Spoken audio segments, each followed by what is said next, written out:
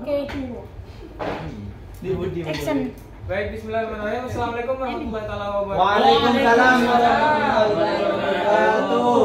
Baik, selamat pagi teman-teman dan berjumpa kembali bersama kita di mata kuliah yang sama, yaitu di mata kuliah Public Speaking.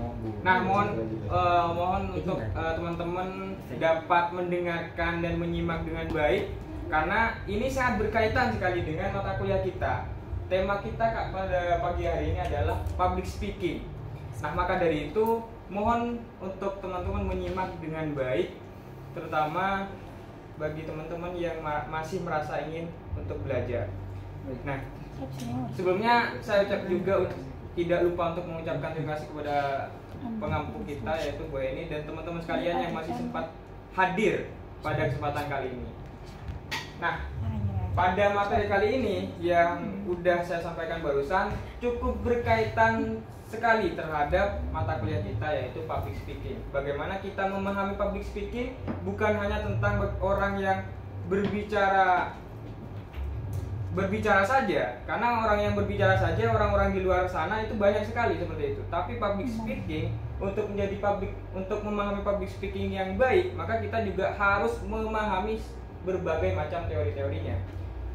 Lanjut. Nah, tentunya ketika berbicara tentang public speaking, kita tidak akan terlepas dari yang namanya komunikasi. Nah, beberapa pertanyaan di sini menyinggung terkait fondasi untuk kita mencapai yang namanya public speaking itu.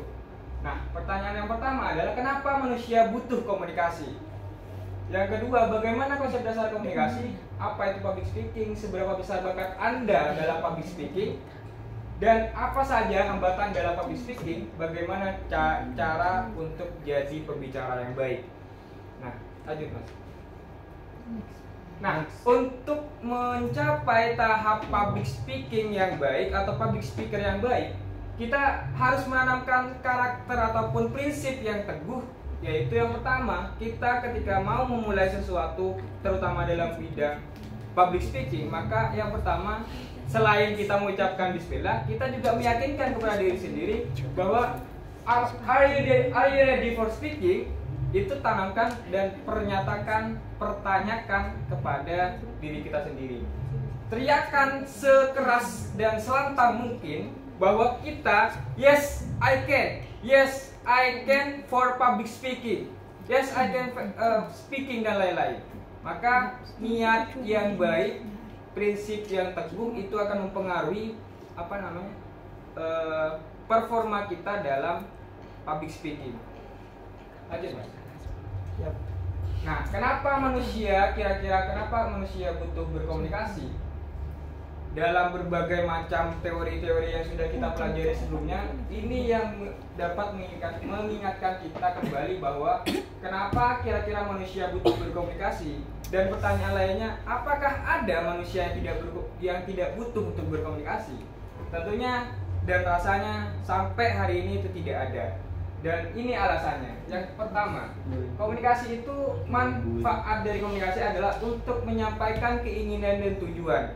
Kembali lagi kepada tujuan daripada manusia, bahwa tidak ada satupun manusia di dunia ini dan sampai hari ini itu tidak memiliki yang namanya keinginan untuk mencapai tujuan, harapan dan lain-lain. Harapan untuk membahagiakan diri sendiri ataupun orang lain. Nah, itu semuanya melibatkan yang namanya komunikasi. Terus yang kedua, komunikasi itu sebagai jalan untuk menyelesaikan masalah, walaupun terkadang masalah lahir dari sebuah kesalahan komunikasi. Nah, yang pertama, yang saya juga sering dengar dari teman-teman ketika dari luar saya sendiri, ketika ada istilah mengintegrasikan terhadap bagaimana kita belajar untuk berbicara. Karena memang tidak menutup kemungkinan dari skill teman-teman yang ada di sini itu tidak hanya satu. Ada yang memiliki skill terkait menulis, ada yang memiliki skill terkait bengkel dan lain-lain. Tapi setidaknya teman-teman yang memiliki skill yang berbeda-beda itu tidak mengesampingkan yang namanya pentingnya dalam berkomunikasi ini, terutama kita anak KPI, yang pada dasarnya kita dipertanyakan bagaimana komunikasi kamu ketika di luar, kok kamu tidak mencontohkan sekali terhadap prodi kamu, minimal seperti itu. Dan yang kedua, bagaimana dapat menyelesaikan masalah ketika kamu tidak memahami ataupun mempelajari pengetahuan-pengetahuan terkait komunikasi. Jadi kita tidak sembarangan dalam berbicara, kita tidak sembarangan dalam berkomunikasi terhadap teman kita, keluarga kita, ataupun orang yang baru kita kenal. Sehingga kita memiliki etika komunikasi itu dan menggambarkan bahwa kita benar-benar dari alumni, misalkan kita nanti akan lulus, alumni dari komunikasi. Penyiaran Islam juga termasuk daripada pelajaran untuk kita beretika dalam berkomunikasi. Lanjut. Bagaimana konsep dasar komunikasi? Ini sudah cukup banyak kita ketahui sebelumnya, bahwa bentuk daripada komunikasi itu ada dua. Ada komunikasi verbal, ada komunikasi non-verbal. Dan sederhananya komunikasi verbal adalah ketika saya berdiri sekarang ini adalah komunikasi verbal. Tapi di sini saya contohkan ada beberapa hal, yaitu surat menyurat, bercakap-cakap di telepon, presentasi tugas di depan kelas seperti sekarang, dan membaca koran. Sehingga itu mengartikan bahwa komunikasi verbal adalah sesuatu yang nampak dan sesuatu yang yang jelas, kita dengarkan langsung, kita lihat langsung, seperti itu. Sedangkan yang kedua, komunikasi nonverbal adalah gerak isyarat. Ya mungkin dalam saat ini saya mempraktekkan dua hal ini. Komunikasi verbal, saya berbicara, saya bertatap muka terhadap teman-teman, saya senyum kepada teman-teman, dan saya juga memberikan gerak isyarat bahwa kita harus semangat dalam mempraktekkan, dalam menimba pengetahuan, seperti itu. Jadi semangat dengan tangan yang seperti ini, menggepal tangan, itu artinya semangat. Lanjut Mas. Dan yang kedua, relasi dalam komunikasi. Relasi dalam komunikasi itu sebenarnya ada tiga. Di sini saya catatkan ada tiga, yaitu yang pertama komunikasi personal, interpersonal, komunikasi personal, sama apa yang di bawahnya? Sama komunikasi publik. Dua. Sorry. Ya. Komunikasi personal ini yang maksudnya adalah apa? Komunikasi antara diri kita sendiri ataupun antara di luar diri kita. Nah, yang pertama interpersonal. Interpersonal ini adalah ada interaksi terhadap orang lain, ada kebutuhan untuk melihat dan berbicara terhadap orang lain, misal mengirim dan menerima pesan antara dua orang atau di antara sekelompok kecil orang-orang dengan beberapa efek dan beberapa umpan balik seketika. Mungkin pada saat ini kita tidak ada istilah feedback secara langsung, tapi feedback teman-teman terlihat ketika teman-teman bisa menyimak dan mendengarkan saya pada kesempatan kali ini. Dan yang kedua, komunikasi intrapersonal. Dan komunikasi intrapersonal ini lebih kepada kita berkomunikasi kepada diri kita sendiri.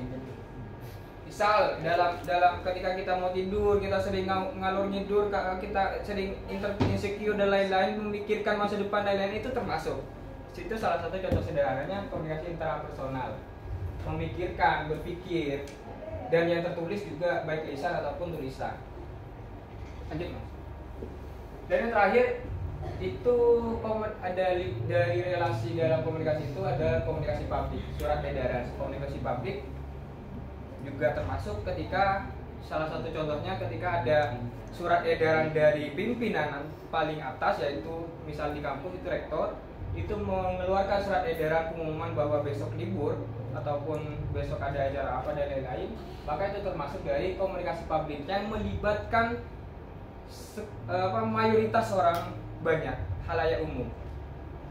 Dan yang ketiga, media komunikasi. Media komunikasi ini perlu kita juga pelajari teman-teman. Perlu kita ketahui bahwa media komunikasi ini tidak hanya media lisan, media cara kita ngomong dan lain-lain, tetapi ini suara, ada gambar, PPT ini termasuk, dan tulisan, PPT juga termasuk, video mungkin akan kita bisa lihat contohnya ketika teman-teman melihat YouTube dan lain-lain. Itu beberapa media komunikasi yang perlu kita ketahui. Lanjut. Nah, kita masuk pada materi inti, yaitu apa sih public speaking itu. Nah, yang pertama, kegiatan public speaking itu tidak akan terlepas dari kegiatan interaksi ataupun kegiatan penyampaian antara satu orang dan orang lain. Pesan, ide, dan gagasan itu termasuk daripada public speaking. Dan yang kedua, bentuk komunikasi di mana seorang berbicara dengan pendengar dalam jumlah yang relatif besar dan kontinu. Nah, pada kesempatan kali ini kita sudah sangat mempraktekkan sekali tentang public speaking itu apa, yaitu melibatkan banyak orang. Lanjut, Mas. Nah, tujuan public speaking itu tidak hanya sekedar kita berbicara umum kosong dan lain-lain, tetapi kita juga menyampaikan suatu informasi yang mungkin saja dapat bermanfaat terhadap diri kita minimal, ataupun teman-teman yang hadir, ataupun orang lain yang pada saat ini mungkin direkam dan mungkin saja nanti akan ditonton oleh orang lain. Semoga saja itu akan bermanfaat, dan itu masuk daripada tujuan public speaking, menyampaikan pesan-pesan dan informasi. Dan yang kedua, yang dapat menghibur tentunya. Nah, ketika teman-teman setidaknya walaupun tanpa diucapkan secara frontal, teman-teman ada gairah, ada pesan yang masuk sehingga teman-teman merasa terhibur. Dan yang kedua, mempengaruhi itu tidak, ya kembali lagi bahwa istilah mempengaruhi itu tidak hanya cenderung kepada hal-hal yang negatif. Bagaimana kita juga mempelajari untuk mempengaruhi hal-hal yang baik, terutama memberikan pesan-pesan dakwah, kita memberikan contoh yang baik kepada orang lain, teman dan orang tua dan lain-lain seperti itu. Mempengaruhi itu tujuan public speaking. Yuk, lanjut. Manfaat public speaking sudah banyak disinggung sekali dari tadi, bahwa manfaat public speaking itu banyak. Terutama ketika kita mampu berpublic speaking, selain kita dapat mempengaruhi, kita juga dapat mengurangi ketidaktahuan ketidaktahuan terhadap apapun. Misalkan kita ketidaktahuan kita terhadap teknologi, tapi kita mempelajari, kita belajar dengan dia dan lain-lain, dan kita mempublic speakingkan semua pengetahuan yang kita pelajari, dan itu juga akan minimal akan mengurangi ketidaktahuan kita tentang apa yang sebelumnya kita tidak ketahui. Dan yang kedua, mengurangi tekanan. Mungkin teman-teman tidak percaya bahwa saya masuk kampus atau mendaftarkan diri terhadap perguruan tinggi itu tidak seperti sekarang, maksudnya tidak sepede sekarang, karena saya rasa dari skill public speaking saja saya memulainya nol banget dari pada saat saya mendaftarkan diri di perguruan tinggi. Nah, ini manfaatnya. Dan yang kedua, dapat memperbaiki hubungan itu dengan cara komunikasi yang baik tadi. Yang minimal walaupun ada teman kita, ada banyak ataupun sedikit teman-teman kita yang seringkali kita temukan yang memiliki berbagai macam karakter, sehingga kita pahami bahwa teman-teman yang mungkin banyak memberikan ketidakenakan terhadap kita, tapi kita memahami ilmu pengetahuan terkait komunikasi ataupun terkait public speaking, maka setidaknya kita dapat membalas semua itu dengan hal-hal yang baik, dan itu manfaatnya dapat memperbaiki hubungan. Dan yang selanjutnya, dapat memahami permasalahan apa yang kita lihat saat ini adalah mungkin kejenuhan teman-teman dalam mendengarkan materi misalkan. Nah, dalam orang-orang public speaker itu sebenarnya sudah mengetahui dan memahami, sehingga itu juga yang disebut sebagai permasalahan, dan itu kita dapat memahami. Dan yang terakhir adalah menyelesaikan masalah. Ya, sudah sangat saya singgung dari tadi, dari contoh-contoh dari tadi, itu dapat menyelesaikan masalah. Lanjut, Mas. Oke, thank you banget. Kita udah mendengarkan dan terima kasih sekali terhadap perhatian teman-teman pada kesempatan kali ini. Mungkin hanya itu yang dapat saya sampaikan. Terima kasih banyak atas perhatiannya. Assalamualaikum warahmatullahi wabarakatuh. Waalaikumsalam.